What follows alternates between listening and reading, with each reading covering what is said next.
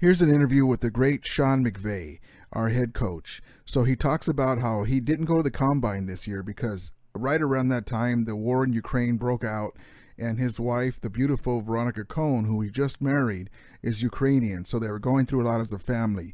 But he still did the legwork from home, did what he needed to do at home for the Rams, but also was a great husband. So props to our guy, Sean McVay. Also, he talks about how his pop, the great John McVay, his pop, was GM of the Niners in the 80s heyday, and he was instrumental in helping them win the 5 Super Bowls. Now, I bring him up because he, under his tutelage and growing up in that environment, Sean McVay became the head coach that he is today, and we have him with us. He learned all that from his pop and the experience being around those teams, those great players. That's why he's so good with our players. So it paid dividends because now we've gone to 2 Super Bowls in 5 years. We won one of them. So props to his pop, the great John McVay. Amazing story. Also, here's another one. So Sean McVay and his dad were both in attendance when the Rams won the Super Bowl, when they were the St. Louis Rams in Atlanta. They watched the greatest show on turf win the Super Bowl. They watched Mike Jones make that stop against the Titans when they were trying to tie it. So Sean McVay, not only has he led the Rams to 2 Super Bowl appearances as the Los Angeles Rams head coach, him and his father saw and witnessed the greatest show on turf in St. Louis in Atlanta Super Bowl win the Super Bowl. So it's come full circle. Amazing story. So Sean McVay and the Rams were a natural Titan team up. Amazing. So that's a great information there. I didn't know that. Also, he talks about how he learned from the Super Bowl when he lost in 2018 as head coach. He kind of overthought things. He didn't do what he should have, and so it paid dividends in the next Super Bowl. And he had to overcome a lot, as we remember all the injuries. Also, he talks about too his relationship with Jared Goff. That he loved Jared Goff. He does have a regret that he would have talked to him face to face, with the Stafford situation. But unfortunately, that situation, and in my opinion, it wasn't his fault, because that situation, and he mentioned it, it went faster than they thought. They had to pull the trigger because Kyle Shanahan and other teams were rumored to be trying to get Stafford, so we had to pull the trigger. But he does regret not seeing him face to face and talking about it. So the fences have been mended with him years ago. And as a matter of fact, Jared Goff was one of the first players to congratulate McVay on winning the Super Bowl. So amazing interview here with our guy, Sean McVay. Amazing information that I didn't know about Sean McVay being in attendance, watching the Rams win their first Super Bowl when they were in St. Louis in the Atlanta stadium. Amazing against the Titans. So, things were meant to be. That just shows right now that the same guy that watched the Rams win the Super Bowl, their first Super Bowl in franchise history. They won NFL championships before they called it Super Bowl, but the same guy that saw that is now head coaching the Rams, doing what he learned from his pop, John McVay, and now he helped him win a Super Bowl. So isn't that amazing? So I hope you guys enjoy this clip. I'll stop talking now. As we always say, may the Romelia be with you. And Ramulators, mount up. Okay, here come the clips. When I started covering the 49ers in 1989, the general manager was John McVay, and, I was one of 15 print journalists covering the team on a daily basis for a little paper in Sacramento, and he was very, very nice to me, but he was a very big part of that dynasty that, didn't get a lot of hype, and it is pretty amazing that I am now covering 2 generations removed, his kid doing big things. Well, I'll tell you what, though, and you and I have talked about this before, Mike. You never appreciate how good you have it until you really have the true perspective. And you're gaining that every day. But when I look back on the opportunities that were afforded me, no chance it happens without John McVay. I mean, I don't think I really realized how blessed I was, when you just think, hey, part of the normal thing is going to the walkthroughs on Saturday when you're living in Atlanta and the Falcons and Niners in the same division, and you're sitting there with Jesse Sapulu or Steve Young and Jerry, and you're talking to those guys. But more than anything, and I think you can attest to this, Mike, my grandfather is the epitome of class. And the way that he treated people, it wasn't by mistake that I think he was such an instrumental part of the success that they had, because it was all about people. He treated people the right way. And that really is why I got an opportunity to get right into coaching as soon as I finished college ball at the professional level. And it's almost embarrassing when you admit the trajectory, because I've been so lucky, but none of this happens without him. You know, one of the coolest things in this office is this right here about my grandpa, you know, where, you know, you see, you know, and it says the 49ers quiet contributor. Yeah. And I'll tell you what, I know what a special mantle it is to be in the hall, and I have tremendous respect for the history of this game. And obviously I'm biased, but I do think that there's a lot of football people that would agree. He is a guy that has done enough with his resume and the way he treated people and the success that, man, I sure hope he gets an opportunity to go into Canton, because without him, I'm no chance I'm on this call with you or being able to do some of the things that I've been fortunate enough to do. Well, he was kind of the secret sauce of that dynasty. And, you know, there are legendary stories about Bill Walsh quitting, but then not quitting, or Eddie firing him and not firing him. And quietly, John McVay was the guy holding a lot of it together. And, you know, like they say with Crosby, Stills, and Nash, or Crosby, Stills, Nash, and Young, that Crosby's harmony is that secret sauce. You don't know you're hearing it, but if you take that out, it just doesn't sound the same. Well, so that's what I would liken John to. So first question, and I'm going to start with a really hard one, because you didn't come to the Combine. Now, I got it the year before with the new coordinators and stuff, but isn't the whole point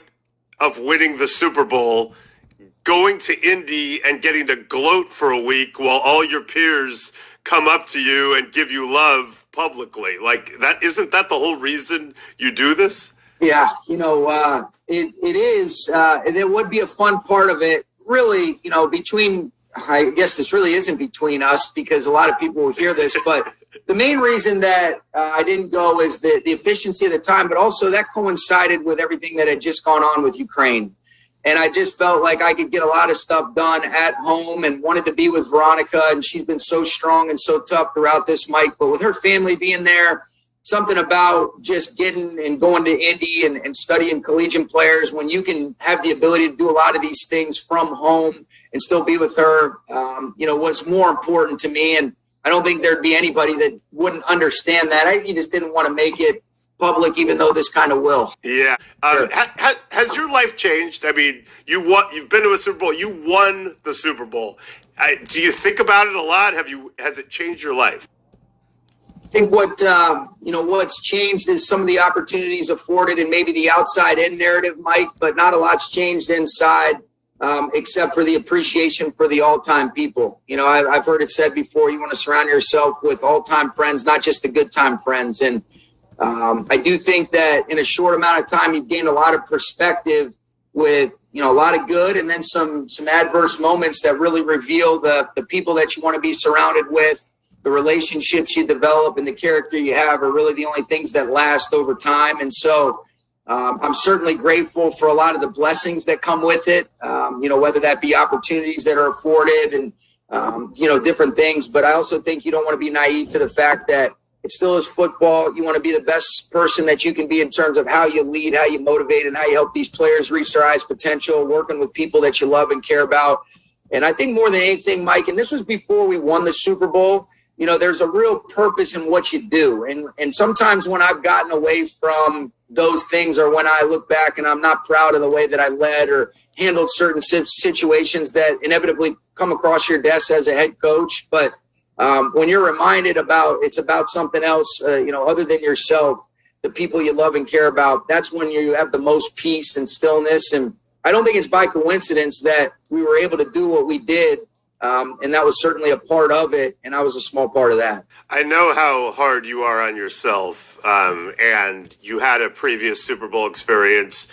You basically— How'd that go? Yeah, you took full blame afterwards, and I was getting ready to write my Sean McVay blames himself story, and then your quarterback at the time, Jared Goff, also took full blame. So that's better than neither of you doing it. But listen, I know you and I have talked about it, but you clearly broke that down a few times.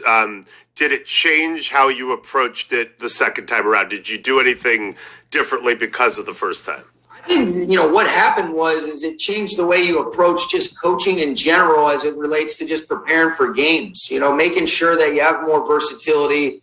Even though we had a lot of success offensively, there was a very clear-cut identity. And if we were able to be taken off of that, it was going to be tough sledding. And I think the thing that I didn't do a good enough job, Mike, obviously the in-game adjustments, but are you really preparing your players and your team to problem solve in the midst of some of those things that inevitably come up that maybe is not going to be reflected on the film? The other coaches game plan too. And I do think that was a really tough, humbling experience. But I think when things like that are taken the right way, it can give you a perspective and appreciation that maybe I wouldn't have had otherwise. And so it definitely affected the way that we move forward, not just for this past year's Super Bowl, but for the opener for the 19 season against the Carolina Panthers. And so I think those things have served us well. It definitely, from a preparation perspective, you want to make sure you're a little bit cleaner in terms of decisively defining things, giving clarity to the players and making decisions and then putting it to bed. You got enough time that you can overthink some stuff if you really want to. And I didn't want to do those things that when I look back, I think I did that. And so you always want to be accountable.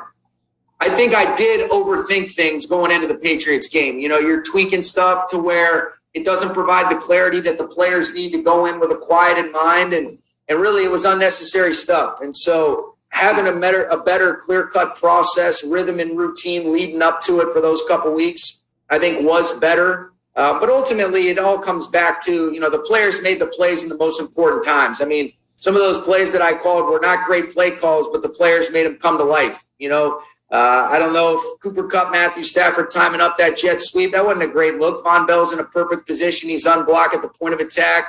But he circles him and levels it off inside of Hubbard. So I think it's all with a grain of salt, but being able to have a little bit more joy in the journey and an appreciation for just every single day, I think is where, before we even won it, you can really be grateful for last year's team and hopefully just continuing to do that as you move forward. Is it true that the night before you got ready for that game by watching one of the great works of American cinema?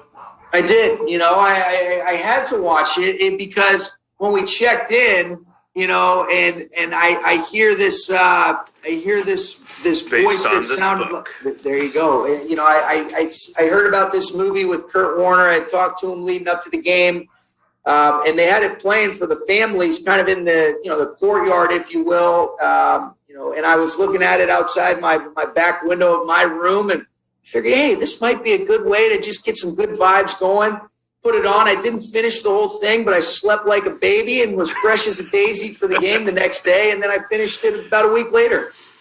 I feel like I've done my part now for 2 Rams Super Bowl victories, back in the early one when Kurt and I were talking about doing the book. So who were you rooting for in that first Super Bowl? Or were you rooting for the guy with the mustache over your right shoulder that was coaching for the Titans? It's an amazing thing, Sean. It's a great question. I'm very close with Jeff Fisher, who later became the Rams coach before you.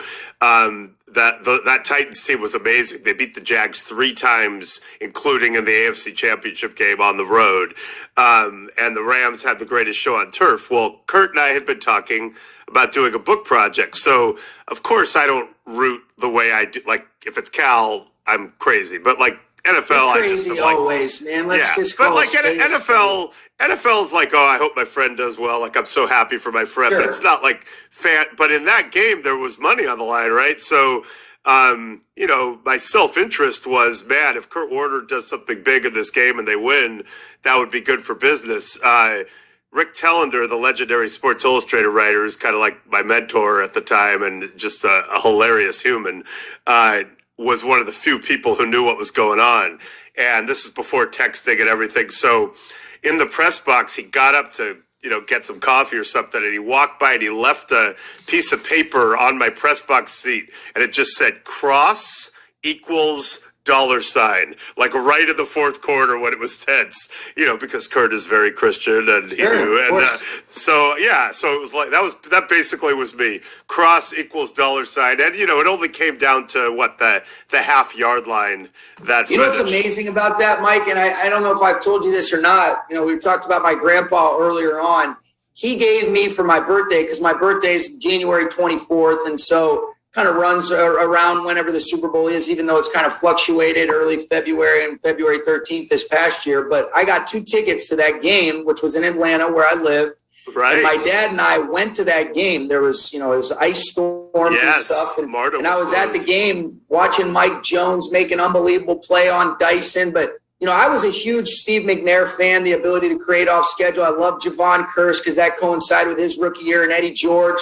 But then you also are huge fans of Kurt Warner. You love Isaac Bruce and Torrey Holt, Marshall Faulk. I mean, what a legend. And so what a game. And then I've gotten to have a great relationship with Dick Vermeil. And then even, when I took over as the Rams, I couldn't say enough about just the class, with my interactions with Jeff and Brandon and those guys. And, it's an amazing small world of just collisions that naturally have occurred when you look back on those things. And whoever would have thought that I'd be, a guy, celebrating my 12th or 13th birthday, being able to go to that Super Bowl. And then, here we are now. It's pretty wild.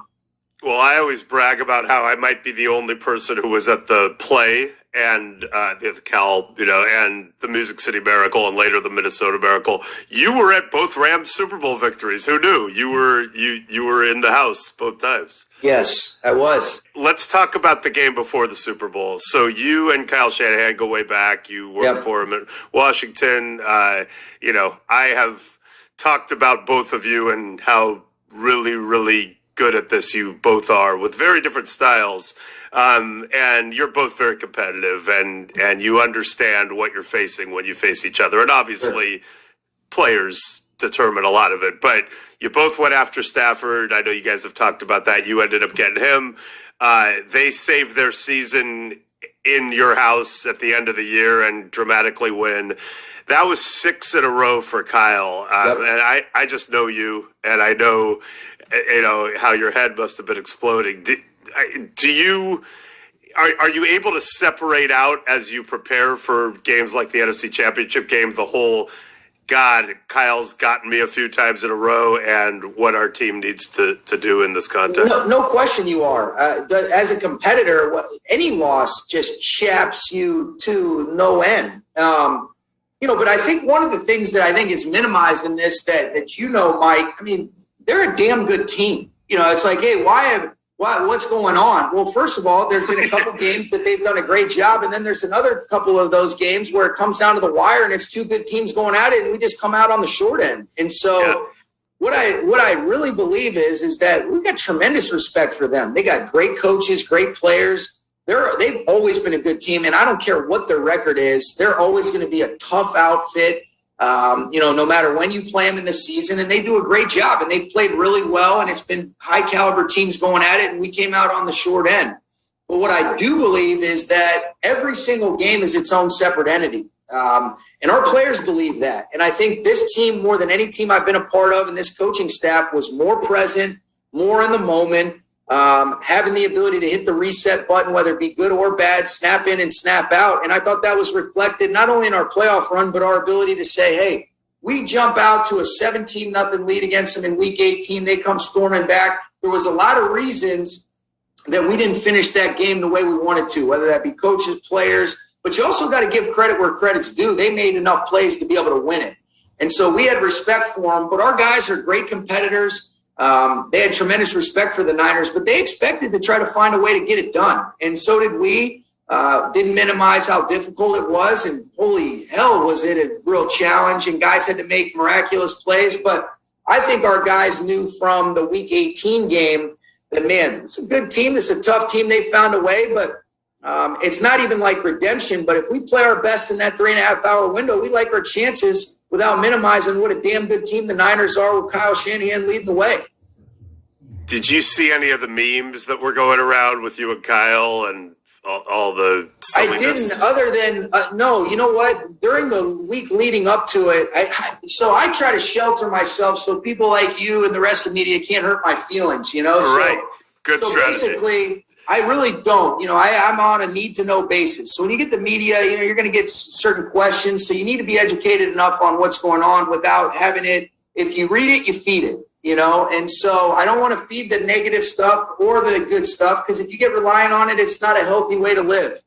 But I was walking out to practice one day, and they had ESPN on the bottom line, and I don't know which show it was, but it said, "Is Kyle Shanahan in Sean McVay's head?"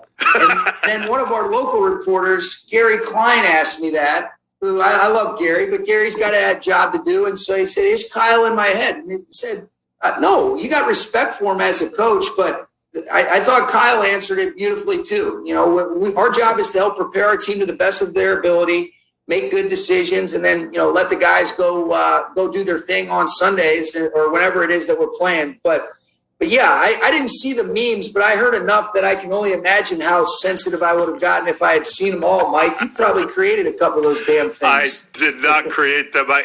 I tried not to even look at them. I was like, why are you sending me these things? Pretty good, though. Hey, listen, you know, you can't deny it. They've done a good job, and Kyle is, you know, he was the head coach when they did it, and I was the opposing head coach. I had done enough damage by talking about the Kyle, Matt LaFleur, or the Kyle and McDaniel FaceTime thing. I can't even keep up with all this stuff going on. Yeah. So, what was going through your head as, you know, it's 17-7 in your building in the NFC Championship game, and Stafford throws one up, and Jaquiski Tartt looks like he's maybe about to intercept it in stride. What's going through your head in that moment? What's going through my head is why did I pick that time to take a shot? I didn't like the play decision, and then obviously Matthew's got to make a better decision. But you know, they played it pretty well. You know, Jaquiski did a good job of kind of weaving lateral and then being able to play with enough depth. You know, and we didn't end up making that play. But I tell you what, though, I felt good even though it was 17-7. You know, because when you look at the start of the game, the score isn't always reflective of the flow of it in the feel that you have. We went right down the field at the beginning of the game, and I thought we had good control and good momentum. And you know, Kwan Williams makes a nice play where he tips a ball on a third down in the tight red area, and then Jimmy Ward comes up with it. But we were able to establish some rhythm, a little bit of momentum, being able to kind of keep them, you know, a little bit off balance. And our guys did a good job executing, and we didn't come away with points. But you just stay in the moment. And it's the cliche, but, man, I'll tell you, it is more true than it's ever been when I've been a coach, is you just keep playing the next snap. And you just keep being in the moment. Our guys made enough plays. Defense did a great job. And there was a lot of plays that got us back in. And when it was 17-7, and it didn't look good after Kittle catches the touchdown, Mike. But I never felt any sort of flinch, any sort of blink on our sideline. And it's one thing to say it. It's another thing to feel it. And it was really tangible, just based on the nature of the way that the guys were going. And I think they also understood, too, like, hey, this is going to be a real tough finish. But there's enough things that have gone our way in this game. We can grab this momentum and take chokehold of it back.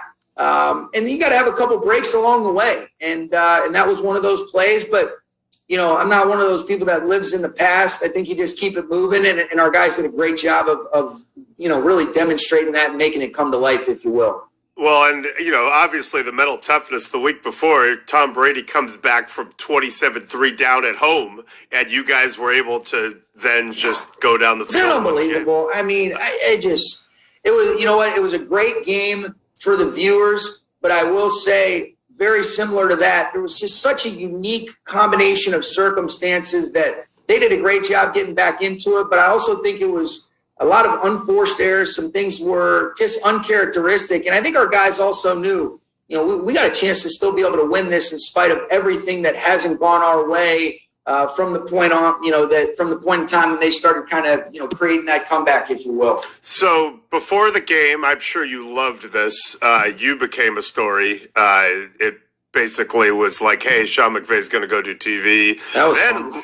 Then right before the game, Aaron Donald might walk away became a story. So the first thing is this. I think going into the Super Bowl as it relates to just the story about me, I think there's enough lag and lull with 2 weeks from the previous game that there's a lot of stuff that can be comfortably taken out of context. You know, I was asked the question, whether or not I see myself being a lifer, like 70. I mean, I'm only 36 years old. And so the answer was, I don't see myself being a lifer. And I've made I haven't been shy about it. At some point, I definitely have interest in doing the things to be connected to the game. But I love this game. I love coaching it. I probably, feel as refreshed and rejuvenated as I ever have, because you are starting to get a feel for how to better balance a lifestyle that is challenging. And I'm naturally a grinder. I'm going to wake up, my mind's always racing, but being able to be more present, when you're doing football or when you're not. Veronica's been really helpful. But I thought that was kind of a convenient just story that a lot of people knew didn't really have any legs to it. And then the Aaron thing, I didn't know about that until after the game, which is a good thing because I might have had a panic attack. So sometimes ignorance is bliss. He has earned the right to be able to, get rewarded accordingly and, having some really good ball ahead of him in a Rams uniform. And then, when he decides he's done, then I'll be done too. I'm kidding. One thing that hurt me that I know is that I would never want anything to be misunderstood about my appreciation, my respect for Jared. Was it a tough decision? Yes. Were there some things that I could have handled better in terms of the clarity provided for him? No doubt. If I had it over again, what I would do is, before I had even gone to Cabo, when there was a possibility of, all right, if Matthew Stafford's available or if there's other quarterbacks available, that would be something that we would explore. You sit down with him, you look him in the eye, you tell him that, instead of calling him and setting up a meeting where that was my intention when I got back from Cabo. However I cut it, whatever I'm going to say from here on out is an excuse. But my intentions were to be able to sit down with Jared. I never thought things would accelerate as quickly as they did, to be able to look him in the eye and let him know what was going on. When it got public that we were interested in Matthew, what we thought was going to be a week's worth of time ended up happening in about 24 to 36 hours. So all in all, biggest thing I regret, being able to sit down, look him in the eye and be able to communicate kind of where we are, what we were going to try to do moving forward. And for that, I regret it. I will not make those same mistakes again, but care about Jared. He sure as hell did a lot of good things. And I think the thing that shows what a stud and what a class act he really is one of the best text messages I got after the Super Bowl was from Jared Goff. And so I think the further we get away, the more appreciation that we'll have for the great 4 years that we did have together, because it was a lot of really good times. He's a special kid. He's a special guy. Really a very good football player that does a great job, for the Lions. I thought he played really well down the stretch. You get some guys around him, Josh Reynolds, but all in all, just the better communication, better clarity is what I would have wanted. And I didn't like the outside in narrative, but I think he knows where my heart was. And I was glad that we were able to connect, sit down, be honest with each other. And I think, we both have a lot of respect for each other. And I wish I had handled it better as a leader for him.